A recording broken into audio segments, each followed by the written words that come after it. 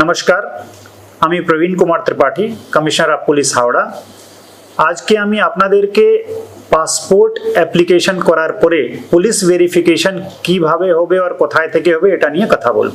Passport apply করার পরে regional passport office থেকে পাসপোর্ট ভেরিফিকেশনের জন্য জেলার ইন্টেলিজেন্স ব্রাঞ্চ অথবা কমিশনারেটে স্পেশাল ব্রাঞ্চে ফাইল চলে আসে অনলাইনে। এর জন্য আপনাকে কোনো প্রয়াস করতে হবে না। আমাদের থানা, আমাদের ডিস্ট্রিক্ট ইন্টেলিজেন্স ব্রাঞ্চ, ওখানকার অফিসার, স্পেশাল ব্রাঞ্চের অফিসার আপনাদের সঙ্গে যোগাযোগ করবেন, আপনার অ্যাড্রেস ভেরিফাই করবেন, আপনার কোনো ক্রিমিনাল ইন্সিডেন্ট আছে কি নেই ওটা ভেরিফাই করবেন, আপনার বার্থ সার্টিফিকেট চেক করবেন और সমস্ত ডকুমেন্ট চেক করার পরে ওনারাই অনলাইনে আপনার পুলিশ ভেরিফিকেশন রিপোর্ট আপলোড করে দেবেন।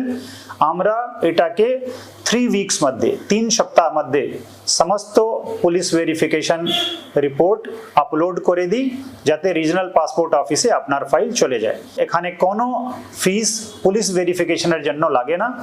কোনোভাবে আপনি কোনো হ্যারাসমেন্ট ফেস করেন তাহলে সঙ্গে সঙ্গে আমাদেরকে আপনি अगेन ডিস্ট্রিক্ট কন্ট্রোল রুম অথবা কমিশনারেটের কন্ট্রোল রুমে জানাতে পারেন।